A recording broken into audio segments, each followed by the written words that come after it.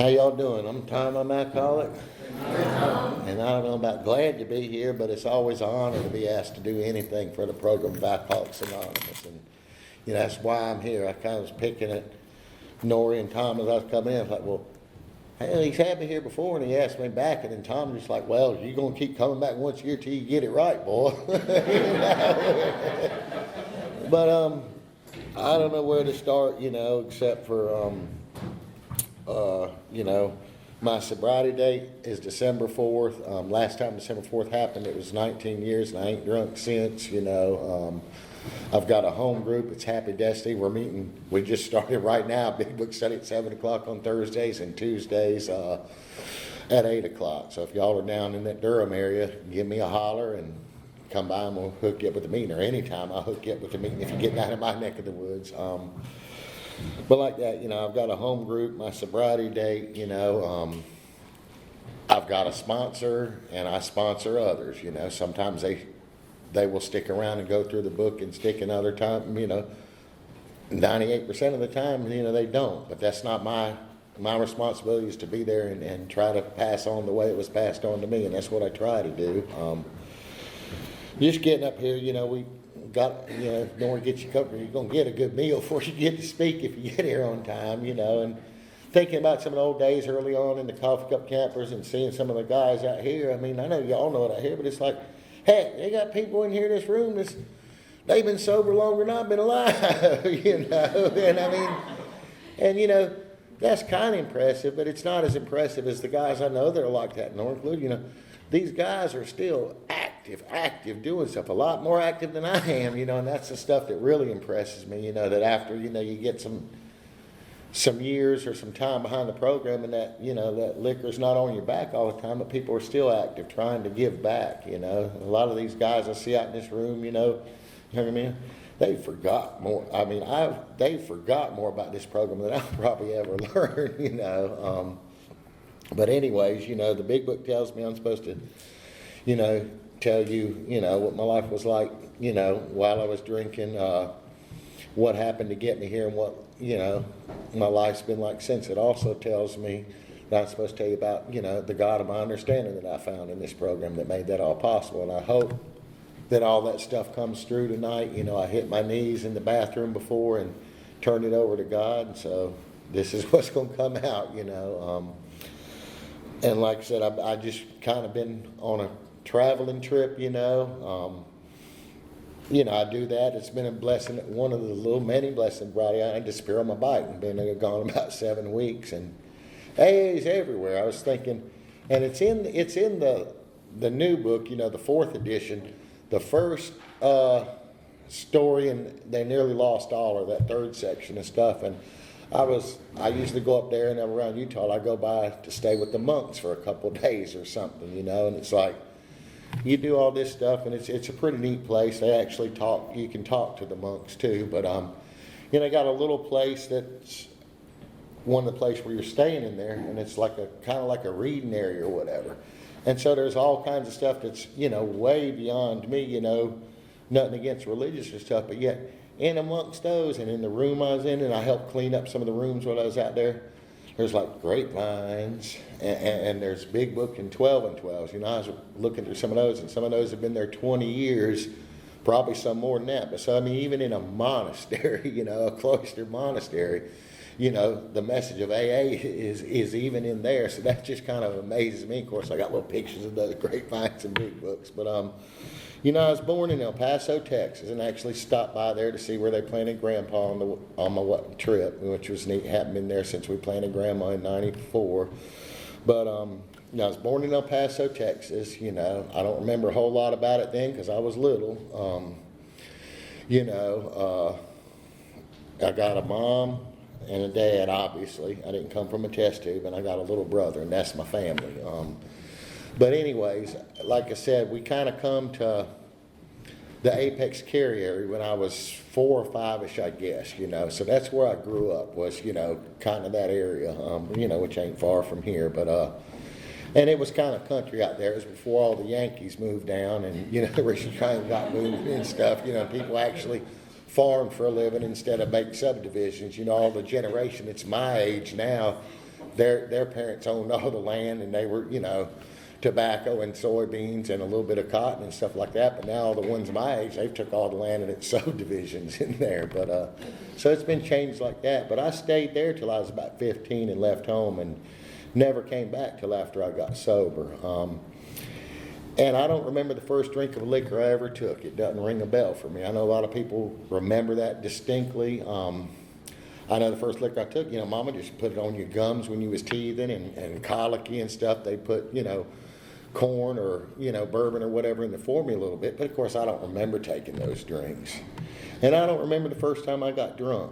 The household I come up in, liquor and whatever else kind of thing, it was just always around, It was kind of when the old man was in town, there was always a lot of commotion in there, violence and just all the fun things that, alcoholic families have, I guess, And so, it was nothing for me to get up in the morning when I had to go to school, step over bodies, just kind of passed out or whatever and go to school. I mean, never thought nothing of it. And I was young, but like somebody would hand you a bottle, and it didn't matter, whether it was a beer or something from the state store or homemade stuff or whatever, I don't remember getting drunk like that, but I remember it's like somebody would hand me that bottle, and like if you'd have handed me that bottle and an older person or something, and I would drink it, and they'd say something like, "Hey, he drinks that like a man," I'd turn the bottle up and let a bubble come out of it, And I remember feeling, I guess, wanting to be a part of, or, pat on, whatever that was. I mean, I can distinctly remember those feelings. Yet in that same household,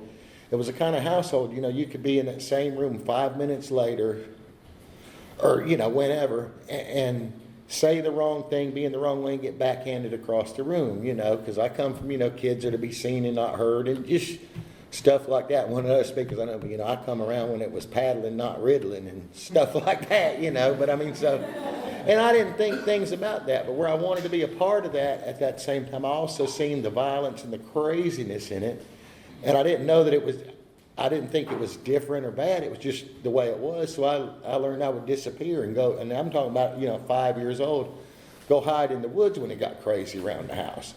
And sometimes I'd be there for a day or so before Mama would even realize I was missing. And, of course, she'd find me, because at around that 5-ish years old, I would go, maybe a half mile in the woods to the same spot, old dried up creek bottom, and would knock over them old pine trees about like that and had them laid across and dirt across it. And of course, she'd find me every time. And what I learned before real long was that, if you keep moving, they can't find you. And I did that till the day I got sober, basically. That did me well. But, so what I remember is not getting drunk, but feeling a part of. But then it's like weird. Why would I want to be a part of it, but then hide from it, But anyways, I guess I really didn't pay a lot of consequences early on with my drinking. I mean, I wouldn't say I did, I mean, I got in trouble, but always could, weasel out of it or whatever. And a lot of it having to do being a minor and stuff. I think I made it to 1 week of school in the 7th grade, and then I never went back. I couldn't read and write at that time. I was hustling in the schools then, but, at the time, when I quit school or was asked to leave school and just never went back, I mean, I could have stayed that year out and gone back, but I just didn't. But, at those times, I don't remember sitting there thinking, well, I believe I'd rather drink liquor than have an education. It was not a conscious choice in my mind, but these were choices that I started making, and as later on life went, I never had a family, I never had a place outside of a couple years in prison that I stayed one place very long, and I never thought like, wow, I'd rather drink liquor than have a family. I'd rather drink liquor than have an education or a career or those things like that. But those were choices I made early on. I honestly do not remember life before alcohol. I don't really have a conscience, and it may come back to me, but I mean, I just don't remember life before drinking, and as I got sober, a lot of my life is just like I can remember kind of certain events maybe happened before others, and that's as close as I can get. Years, how old I was at times, sometimes what states I was in, I'm not even really sure.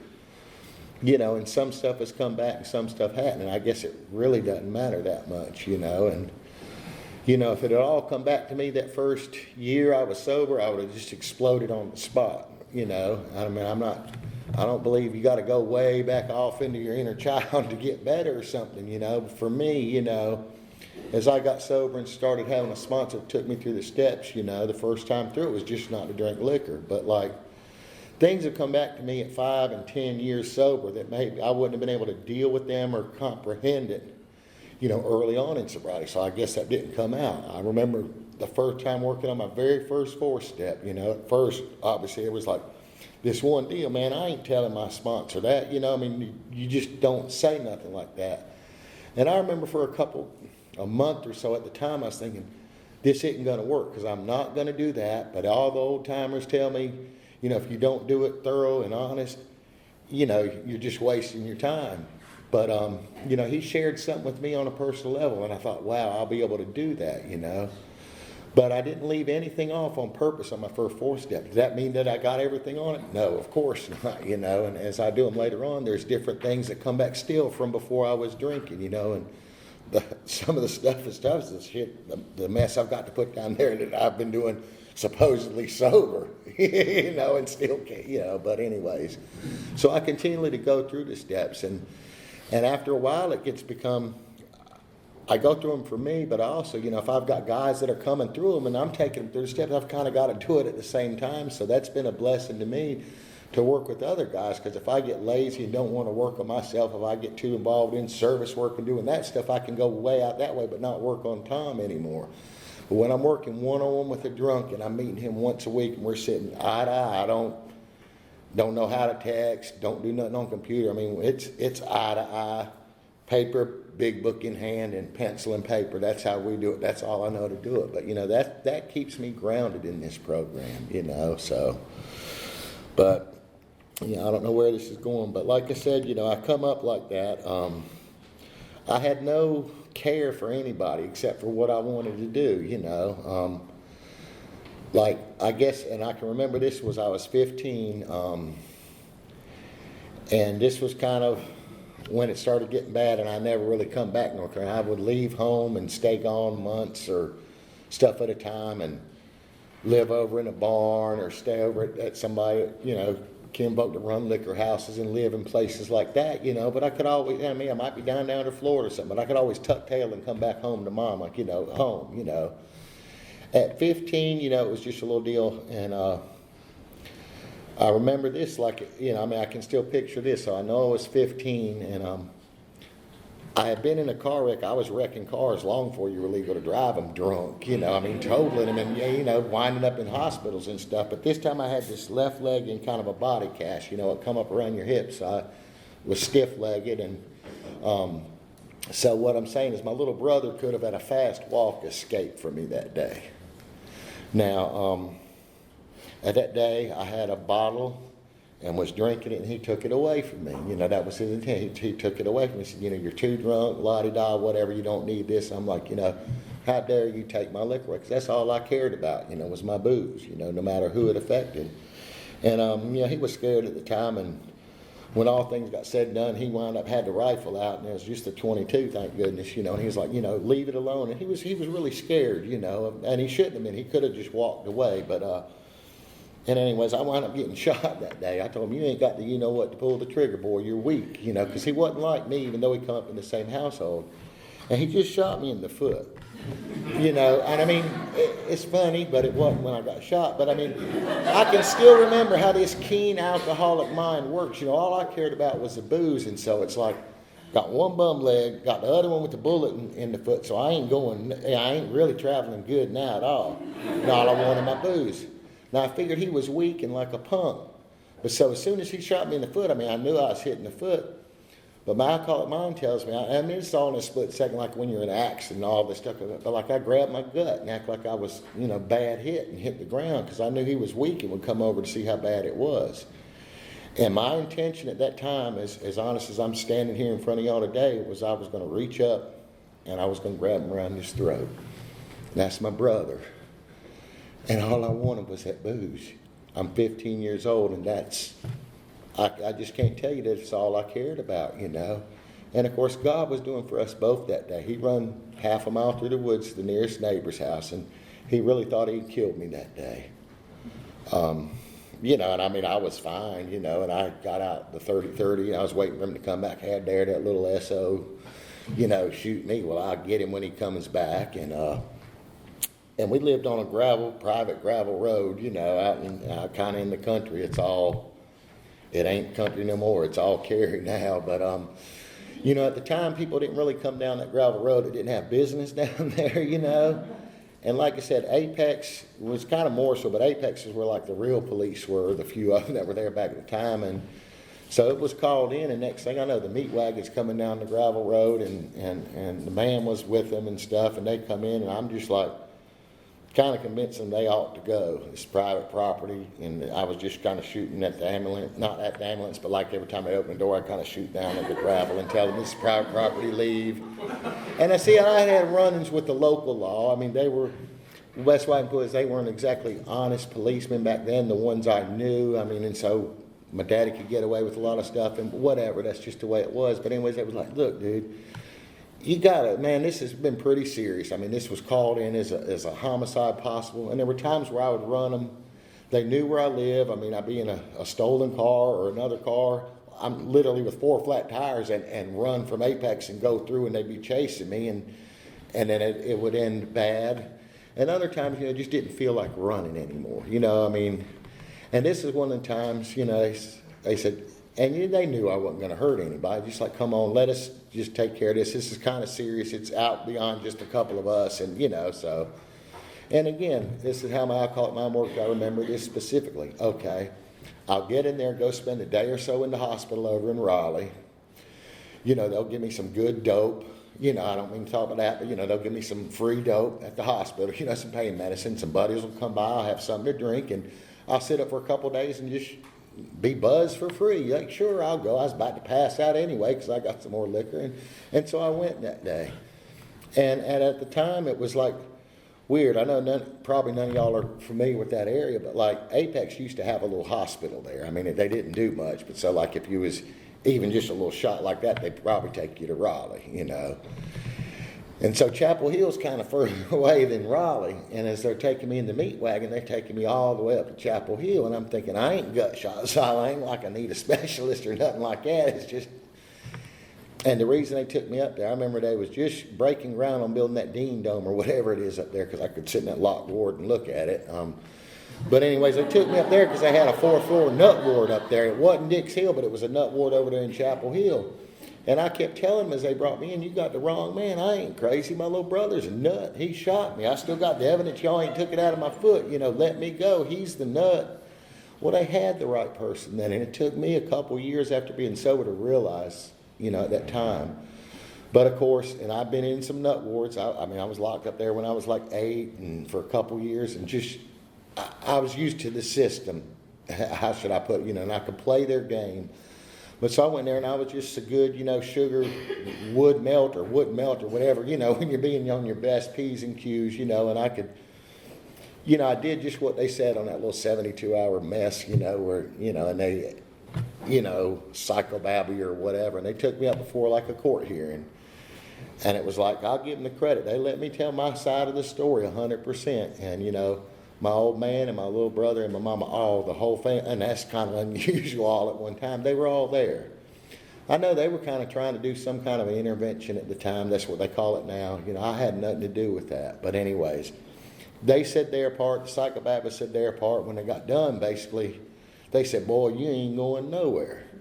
And I'm like, wait a minute, you just heard what I said, and I've been so good in here, they got the records to prove I, wasn't acting a fool, But they said, and then the guy kind of smirked, or that's the way I took it. I don't know if that's what really happened, but he said, yeah, all this stuff, you being, under 18 or whatever, get off. And they said, basically, I was like, well, how long? And the guy says, dude, you in the nut system, basically. I mean, he didn't use those exact words, but he was like, you ain't even got a right to appeal till you're 18, unless it's somebody on the outside. I mean, and it's like, we got you till whenever we say. And, of course, I didn't like the sound of that. You can only hang a horse thief once, So back then people smoked in North Carolina, and the table was up there with the psychobabblers and 4 or 5 or whatever they were, nurses or whatever. And So I come across that table and palmed one of them big square glass ashtrays and went to putting the corner of it in the temple of his head, and I'm like, you going to call me crazy? I'll give you a reason to lock me up for you, And so that's what I did. And some big old pulpwood looking boys come out from somewhere and kind of calmed me down and drugged me off. And this is a real turning point in my going downhill, because at that time when they drugged me off, the only word I ever kept to my family, I said, we're divorced. Y'all ain't my kin, and I ain't your kin no more. And that was the only word I ever kept to my family. And they drugged me off, and like I said, it's Chapel Hill Hospital. It ain't like Constantine Wire and somebody up on the corner, so it ain't like real hard to get out of a locked ward. And I kind of bided my time for a couple of days and let myself out. Now, I bought my last little bit of liquor at that same corner of 54 and 55 Highway. This liquor store is not quite there no more, but at the time it was there. At the time when I quit drinking, it was there. It's where I bought my last half gallon of Jim Beam. But I remember getting to that neck of the woods and kind of looking, from where I was coming. If you hook a right, you go down on 55, and that's back in my neck of the woods, 30 miles down the road. And just thinking it doesn't matter which way I go, because I don't belong anywhere. I don't have no kin. See, they didn't really turn their back on me no matter what my upbringing was. I turned my back on them because I would rather drink alcohol than face up to it at 15. So I disowned my family at that time. And I just remember feeling lost. So where I tried to keep not as bad for whatever reason, not as much crime, not as much craziness in my drinking because of what I thought Mama said. I really didn't care what she said, but that was kind of something. But at that time, I didn't even have that to fall back on, so it was just like no holds barred. And life got pretty crazy from that point on. I went and stayed at a local bootleggers, he's dead, but, Otis Mills back then before they filled up Jordan Lake and stuff, he made the good liquor. He wasn't like Percy Flowers, who sold all that nasty stuff, would make a lot of it and sold it all up north. Otis's was real good sipping whiskey too. But so I went, where else was you going to go? Went and stayed there for a little while and then left. But I'm going to start my life again for whatever reason new and be different. Had no idea about drinking, but I'm going to start new again. So I stole a pickup truck and all these carpentry tools, and I'm going to go down to Florida and be a carpentry man and be honest living, And people, normal fellers don't just steal the stuff to go make an honest living. But it made sense to me, and in my head that was good, And I was into a lot of stuff, but I wasn't that good on stealing, like hot wiring cars. And if you don't do it right or something, it doesn't take long. The way you do it, you burn out your alternator and stuff. And that's happened as I got down into Florida, But, and like I said, I was at whatever you are before I quit. I was actually hustling up on Hillsborough Street.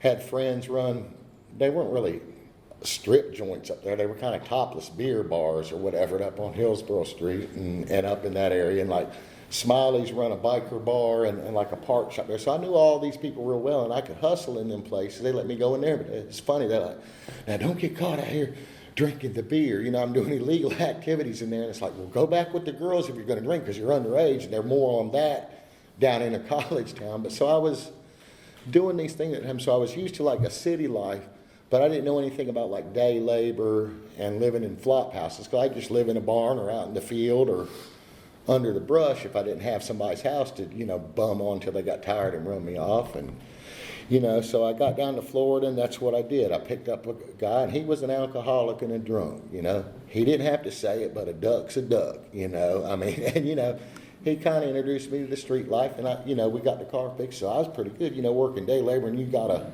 vehicle, man, you get good money, you get an extra $1 a day, and it was like it wasn't long for the truck was gone, and at that time, I was living in the flop houses, and I remember it was $5 a night to stay there. It was like you could save a little bit of money if you bought a week's worth, but never did that. It was just day labor, pay to stay at the flop if you was lucky. If not, stay out behind the bar or something and maybe have a better day the next day. But I made $17 and some change on an 8-hour ticket. I remember Carlinsburg Black Labels, which you get at little mom and pop's grocery stores back then.